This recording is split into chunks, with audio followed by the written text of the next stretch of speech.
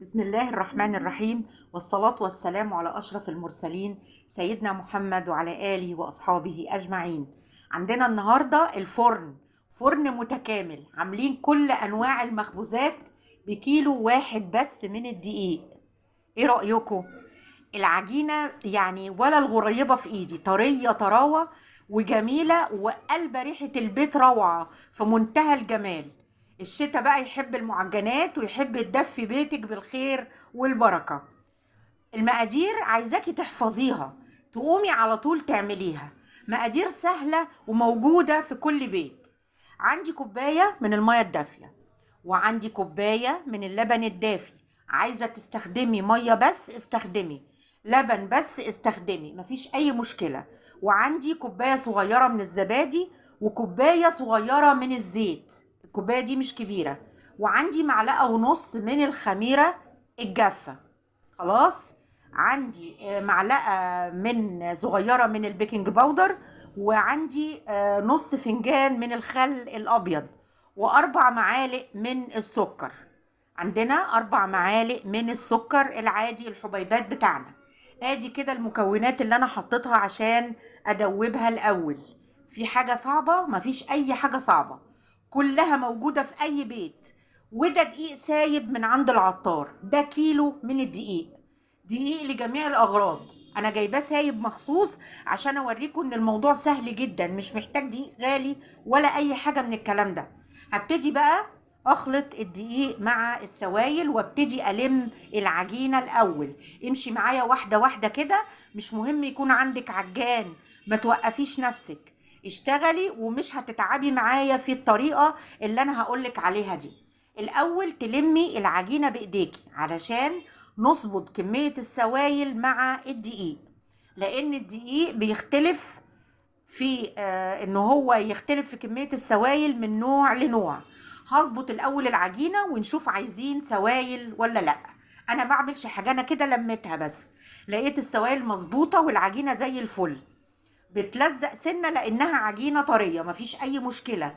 مع استمرارية العجن بتخلصي من موضوع التلزيق ده وبتبقى زي الفل معاكي كده. بقى ابتدي اعجني.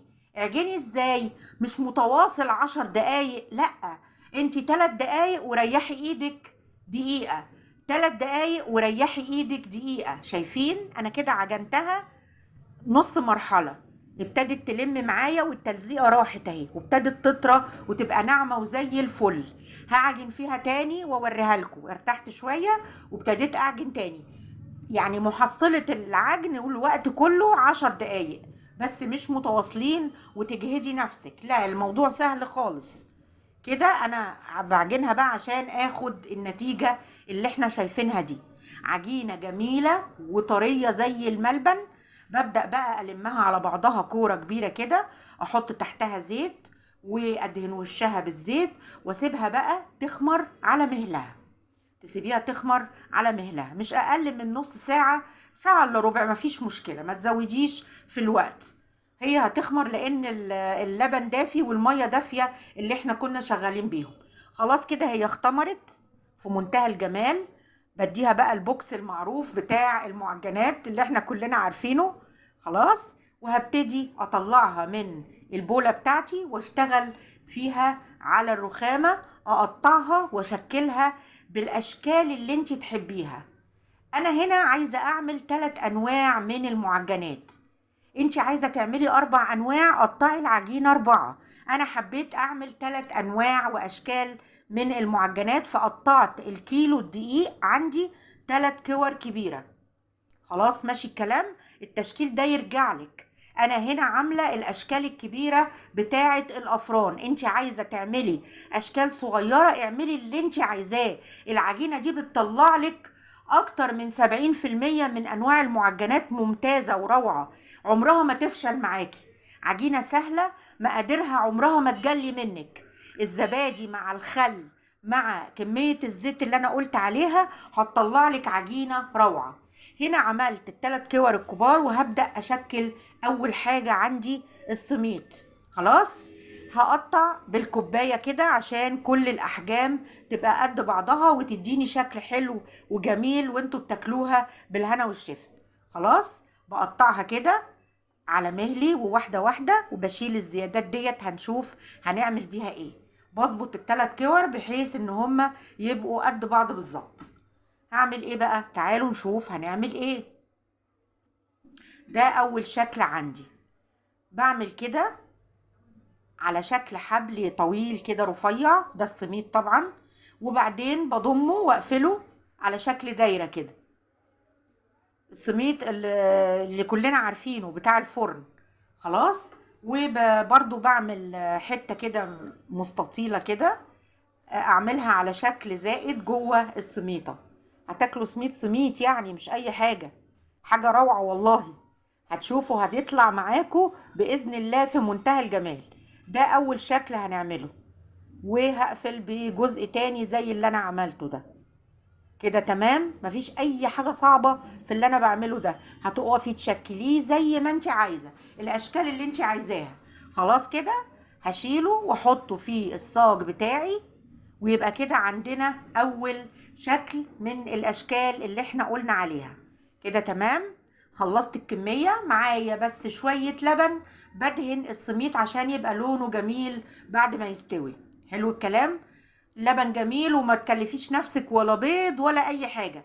احنا بنعمل حاجة اقتصادية وموجودة في كل بيت، تقومي في اي وقت تعمليها كده. تمام. دهنت الوش لبن، وطبعا هسيب العجينة تختمر، وبرش بقى حبة سمسم كده ايه، وتاكلوا بقى معاها دقة، تاكلوا معاها جبنة، زي ما انتوا عايزين. بألف هنا وشفا على اللي هيعملها، وتقولوا لي رأيكم في الكومنتات طبعا طلعت معاكم ايه. تاني شكل انا هعمل الباتيه. خلاص. انا بحاول هنا وانا بفرد الكوره ديت من العجين اخليها مستطيله عشان الباتيه يطلع معايا مظبوط. واحده واحده كده افرديها، يكون السمك بتاعها زي ما هتشوفي كده، يعني حوالي مثلا نص سنتي. خلاص، عشان لما نقطعها ونلفها يبقى الباتيهاية كبيرة وحلوة. وزي ما قلنا برضو، عايزة تعمليه صغير اعمليه. انا عاملة هنا الباتيهاية الكبيرة. والله يا جماعة الباتيهاية دي بتتباع هنا عندي في الشارع ب10 جنيه الواحدة، ومش بتشبع كمان. يعني لو أسرة مكونة مثلا من 5 6 أفراد يجيبوا ب60 جنيه باتيه بس ومش هياكلوا؟ طب ليه؟ أنا أعمله في البيت بمقادير سهلة جدا، ونوفر ونملى البيت خير ودفى زي ما هنشوف دلوقتي. بظبط بقى الجناب بتاعة العجينة، وبقطعها على 3 باتيهات.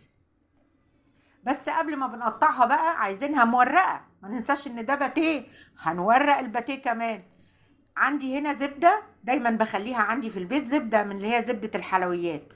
مش متوفرة عندك الزبدة، ممكن تحطي شوية سمن صغيرين بس يكونوا جامدين، ما يكونوش سايحين يعني، عشان وانتي بتلفي العجين ما يطلعش منه الزبدة او الحاجة اللي انتي بتورقي بيها. بس طبعا التوريق زبدة، يعني انا بفضل انك تحطي الزبدة. خلي عندك باستمرار زبدة الحلويات دي، رخيصة ومش غالية وحلوة. خلاص. ببتدي هنا افرد الزبدة على قطعة العجين بتاعتي عشان تطلع مورقة وجميلة وزي القمر. بقسم بقى الاحجام بتاعة الباتيه.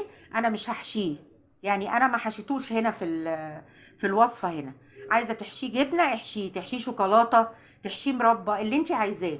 انا عملته هنا النموذج الاقتصادي، مش عايزة اكلف حد اي حاجة في الوصفة. خلاص كده. عايزه تاكليه بالجبنه ماشي، تحشيه جبنه ماشي، زي ما انت عايزه. طلعوا معايا 3 باتيهات بحجم بقى ايه سوبر. خلاص. خلصتهم هنا ورشيت عليهم السمسم، وكده تاني شكل من المعجنات خلص معايا. تالت نوع بقى من المعجنات، ده البطل بقى. هنعمل قرص بالقرفة والسكر والسمسم. تعالوا نشوف بقى هنعملها ازاي. برضو انا هعملها قرص كبيرة، هكبر القرصة.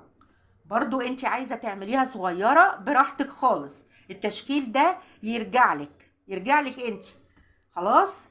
ماشي، مفيش اي مشاكل. الاول هنفردها ونلمها كده زي ما احنا متعودين، عشان العجينة تطلع حلوة كده وليها قلب وجميلة ومش مفرغة من جوه. الحركة دي تطلع العجينة كده مظبوطة وقلبها مظبوط، تطلع معاكي حلوة ومحملة. خلاص. عندي هنا معلقة سميد من بتاع البسبوسة، معلقة قرفة صغيرة، وعندي 3 معالق من السكر.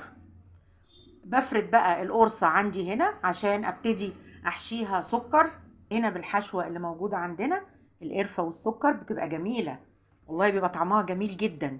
وبقفل عليها خلاص، وببتدي افردها شوية عشان شكلها يبقى جميل وانسيابي، ويطلع معاكي بقى يعني قرصة كده. الواحدة ب10 جنيه برضو والله، يعني حاجة في منتهى الجمال، هتعجبك قوي قوي قوي.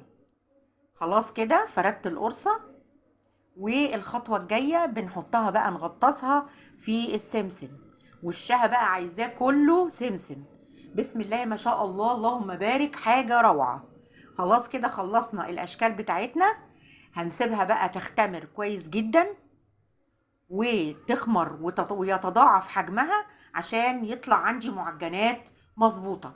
شايفين لما اختمرت عاملة ازاي؟ بكون بقى مولعة الفرن على درجة حرارة 200 ولمدة ربع ساعة، وبدخلها في الفرن. خدت حوالي نص ساعة. كلي بقى بألف هنا وشفا. معجنات زي القطن، طرية وجميلة ومش مكلفة.